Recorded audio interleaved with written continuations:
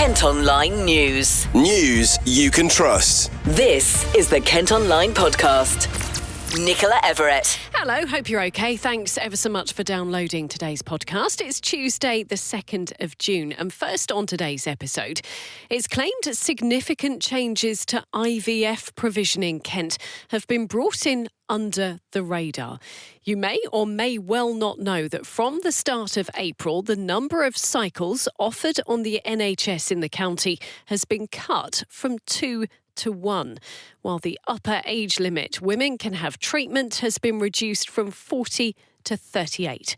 Health papers due to be discussed by councillors this week suggest the change brings Kent in line with most other areas, but not everyone is happy. Earlier, I spoke to Green Party councillor for Maidstone, Stuart Jeffrey, who's also a former NHS director. I found out when I read the Health Overview and Scrutiny papers last week that it's come out of the blue to us. Looking at the consultation they've done, a very small number of people responded. So clearly not a lot of engagement with the public. And frankly, this is a massive change. It has huge impacts upon people's lives. And they've tried to slip it under the radar. Yeah, let's just outline the changes then. So for people who want to go through fertility treatment, effectively, they're cutting the number of rounds of IVF you can have from 2 to 1, also reducing the number of embryos that will be implanted, but also changing the age for women as well. Yes, so it basically halves the amount of IVF and cuts out a few years of people's ability to access the IVF. And yes, clearly fertility, as can be shown, drops down once I think you get past 34, and tails off quite quickly. But it is a huge shift. And let's remember that whilst they're reducing this down to 1 from 2 cycles of IVF, the National Institute for Clinical Excellence, NICE, recommends, or their guidelines say it should be 3 cycles. So it was already lower than NICE recommends, and now it's going to be even worse. However, they're arguing that we're coming in line with other NHS areas around the country. But I mean, you're really not happy about this, are you? Because you didn't know about it. Are you going to try and fight this change, even though it has already come into force? Yeah, I mean, just because other areas of the country are doing something similar doesn't make it right. When I was in the NHS 7 years ago, I led a very similar review. Our respondent rate was 7 times higher than the NHS now. And we concluded that it was the wrong thing to do. So we kept it at 2 cycles. Now, nothing has changed fundamentally from 2019 to 2026. The issues are still the same. So it is absolutely the wrong thing to do and will cause misery for hundreds, if not thousands of people potentially across Kent. So yes, I will be fighting this, and I'll be asking for the committee, the Overview and Scrutiny Committee, to write to the Secretary of State to say you need to intervene here. I'm guessing for couples who are trying for a baby, it's already an incredibly stressful time if that's not happening naturally, and then even more stressful to go through IVF, and then just to be told you've got 1 shot. I mean, I can't imagine how that would make you feel. I mean, puts a huge amount of pressure on, doesn't it? Especially for the woman who must just feel awful if that is not successful. Yeah, and one of the things that I discovered when I ran this review many years ago was that the stress of trying to get pregnant and the stress of life generally was a massive barrier to getting pregnant. So I was encouraging the NHS at that time to put in support for women to reduce stress levels, because actually that would help women get pregnant and save a lot of money from the NHS as a result. I don't believe that ever happened. I think COVID hit and things got a bit messy. But clearly it is very stressful. Increasing the stress on women will make the procedure less likely to be effective. I mean, I cannot begin to imagine how distressing this will be for women in particular. Now, the NHS has admitted a scrutiny committee should have been told about the changes before they were introduced. Maybe you're starting off on an IVF journey. You can let us know what you think about the changes by leaving a comment on the story or indeed via our socials. Kent Online News. Elsewhere today, details have emerged of how a Kent mum died after being dragged along a country lane by a horse near Deal. Eva Larson was out with an experienced instructor when the horse she'd been riding was spooked by barking dogs in Sutton last August. The 59-year-old from Chilham suffered extensive injuries and died in hospital from an infection. An inquest is ongoing. A man who died in a crash involving an e-scooter and a fire engine in Dartford has been described as having the biggest smile and loudest laugh. Tommy Jarvis was taken to a London hospital following the collision on Darenth Road late last Monday night. The 21-year-old had been travelling home from work.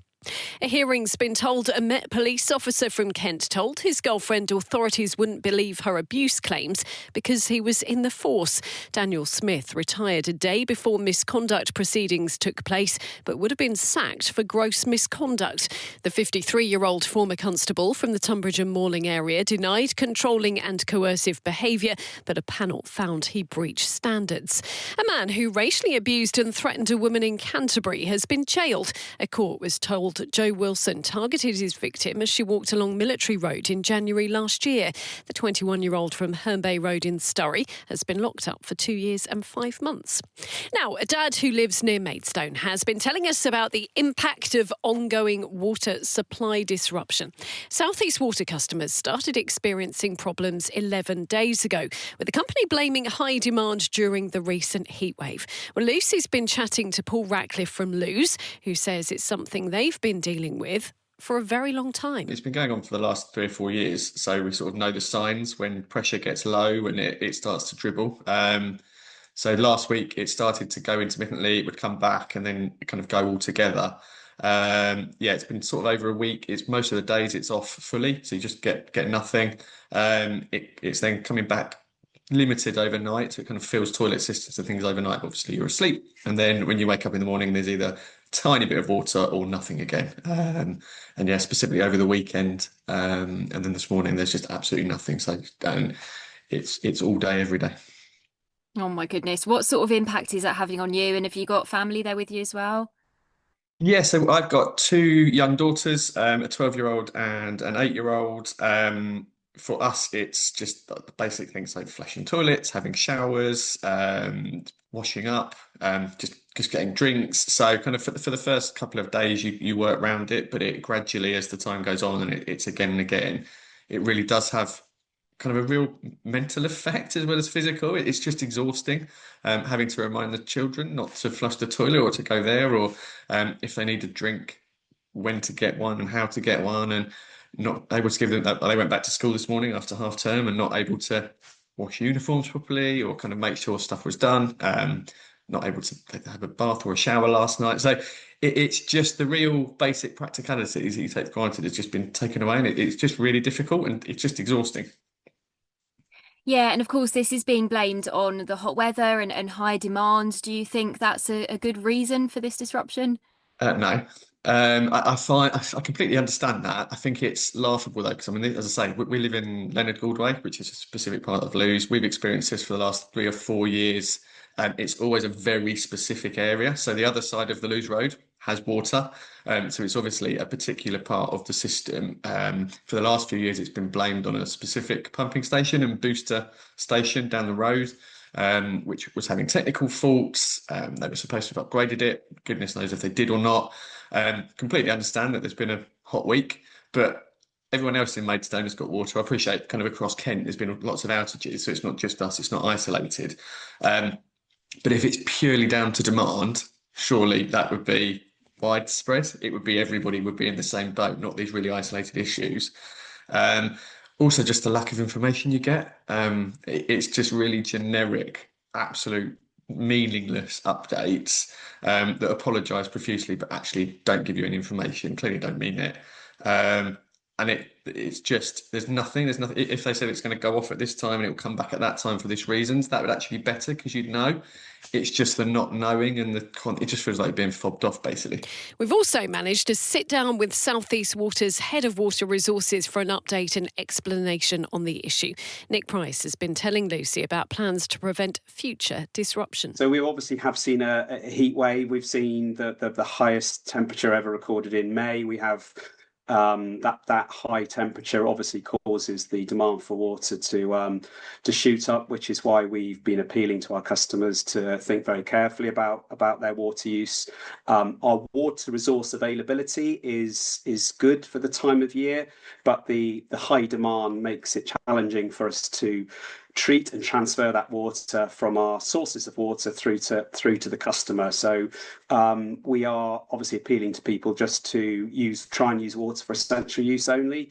We are really sorry to customers who have had interruptions or suffered low pressure.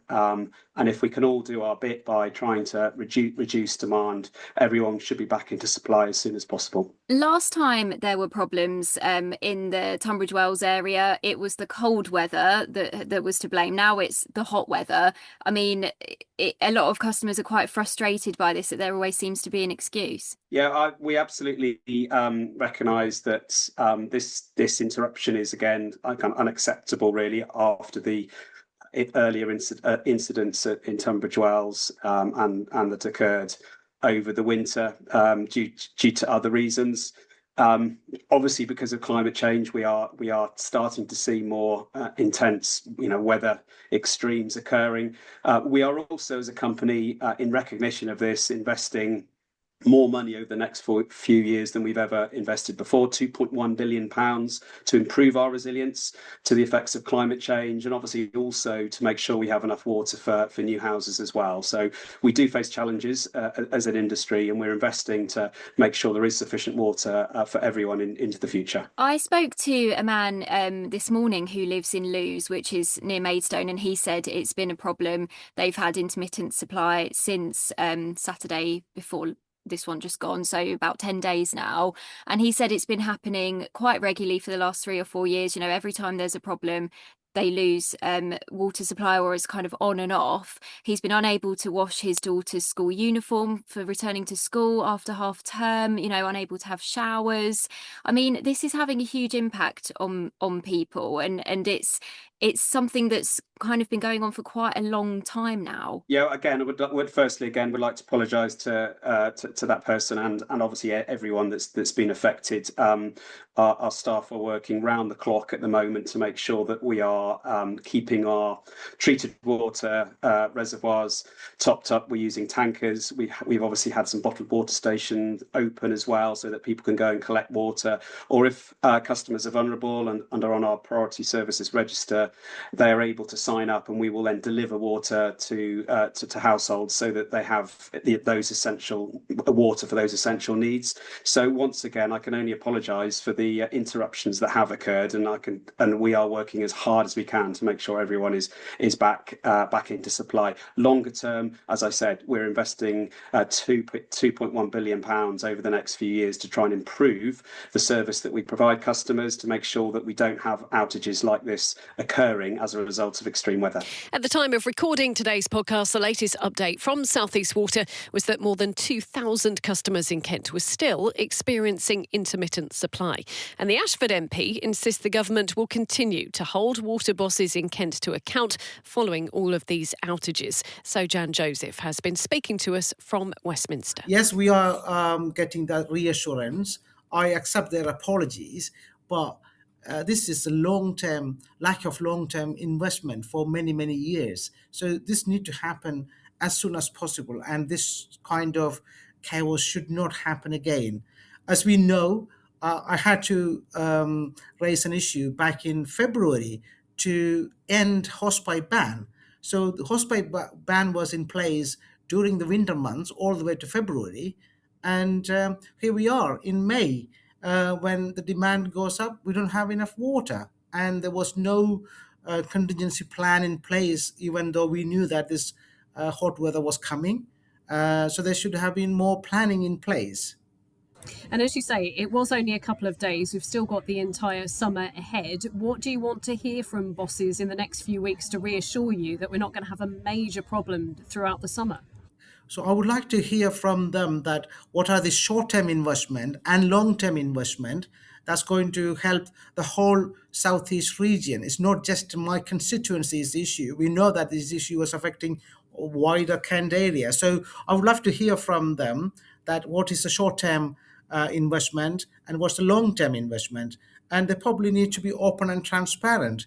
People what were telling me was they were not able to get hold of them. They need to improve their communication. So if we are a bit more open and transparent, then maybe that will reassure the people a bit more. Kent Online reports. A fire's broken out at a business in Sheerness after embers from a brazier spread to fences and a bin.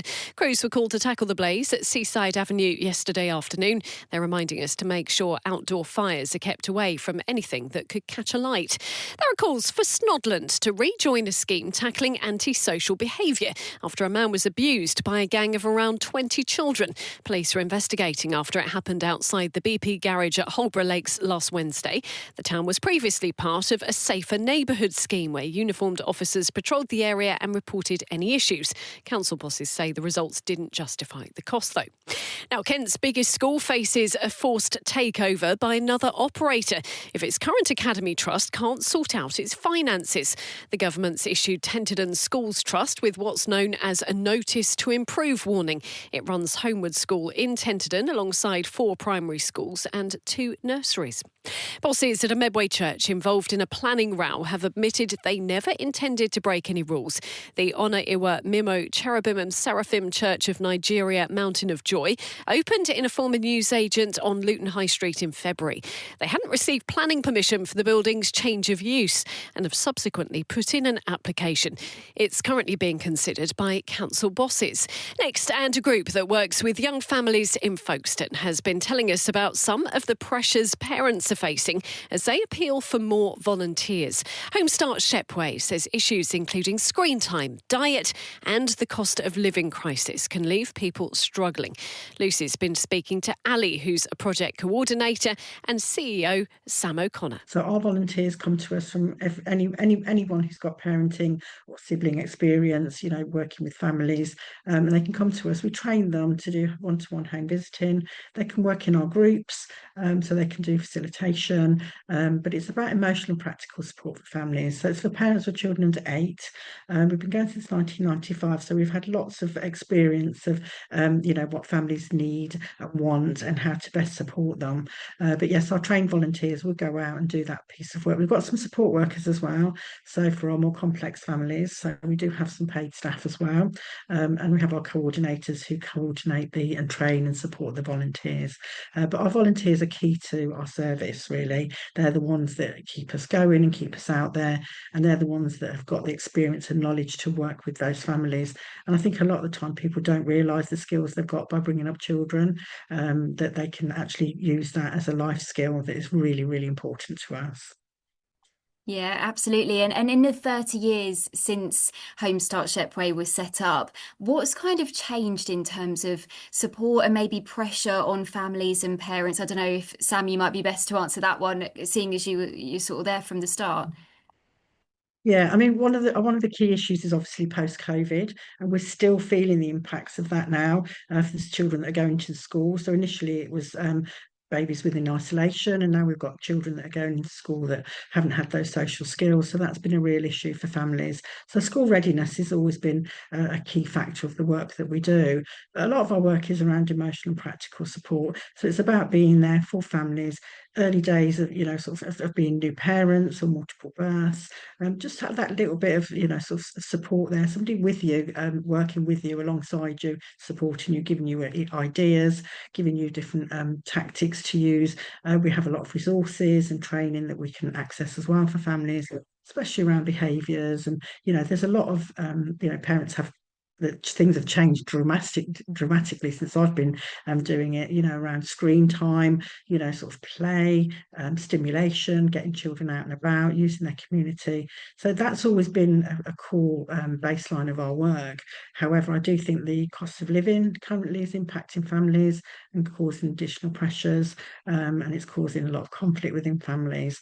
And I think just parenting in general, it's a tough job, whichever year you're in, from year 1 to year 30, parents, it's not something you're taught. So, if you've moved here, if you've moved for sort of haven't got any families or friends, Home Start volunteers there to take you out, to have you access the community, to find groups, to find local support, and just give you that sort of extra helping hand, really. Yeah, that's fantastic. A support network is so important, as you say, especially for people who might not have friends and family in the area. Coming on to you, Ali, if I could just get you to kind of tell me a bit about, obviously Sam mentioned some of the pressure that's on families, screen time is such a big thing now, diet, neurodivergency, that kind of thing. Is that something a lot of parents you find are struggling with? They're struggling with it immensely. I think neurodivergent parents have a huge job to do. We offer behaviour support. We have a family lead who can go out and support the families. We did a few workshops here that were very successful, and we're now taking those into schools to give parents the confidence to parent. Neurodivergence is huge in our family. It's very, very high. Very high. Mm-hmm. So we just try to support the parents as much as we can to be the best parents that they can. We can do that in a one-to-one situation in the home or in a group setting. So I think that's the nice thing about Home Start and the work that we do, that we can cater for both. Kent Online reports. Some important travel news for you now. And roadworks in part of Ashford are set to cause disruption for another fortnight after contractors were impacted by engineering difficulties. Gas company SGN has been carrying out network upgrades on New Street since April the 7th. The second phase was due to finish this Friday, but it's now been delayed for 2 weeks. Elsewhere, road workers have been criticised after being spotted filling in a pothole on a road in Kent during pouring rain. Contractors carried out repairs on the High Street in Lenham before the recent heatwave, despite the hole being filled with water. Well, Kent County Council say the works weren't fully completed due to the weather and the crew will return. Lidl's been given permission to build a new store in Ramsgate, as long as they pay £80,000 to rehome some lizards. There's a record of reptiles living on the site on Maidstone Road near Tesco. Bosses at the budget chain have agreed to fund improvements at Pegwell Bay Country Park to give the common lizards a new home. And finally, an historic building that was previously home to Folkestone Library has been sold for just £1. The Grace Hill site closed in December 2022 after falling into disrepair. Folkestone Town Council has now bought it after agreeing a deal with bosses at KCC. It's hoped it'll be turned into a cultural and creative hub. Kent Online Sport. Football and former Gillingham midfielder Ewan Williams has signed for National League Southside Dover Athletic. The 23-year-old was one of 14 senior players to leave the Gills at the end of last season as boss Gareth Ainsworth oversees a major overhaul. The club has wished him all the best. And Maidstone United captain Sam Corn has left the club after 7 years. The midfielder's played 236 games and scored 33 goals since joining in 2019. He's now signed a new contract with local rivals Tunbridge Angels. Finally, a Kent Paralympian is planning to scale the O2 in a wheelchair to raise money for a charity that supports disabled children and young people. John Boy-Smith was left paralysed after being shot in a case of mistaken identity when he was 16. He'll climb 365 metres in his wheelchair to the top of the iconic venue later this month as part of events to mark 30 years of We Are Beams. Well, that's all from us for today. Thanks ever so much for listening. Don't forget you can follow us on socials. Plus, you can get details on all of the top stories direct to your email each morning via The Briefing. To sign up to that, you just need to head to kentonline.co.uk. And whilst you're on the site, you can also subscribe to Kent Online Premium. That gives you access to content with fewer ads and exclusive stories. News you can trust. This is the Kent Online Podcast.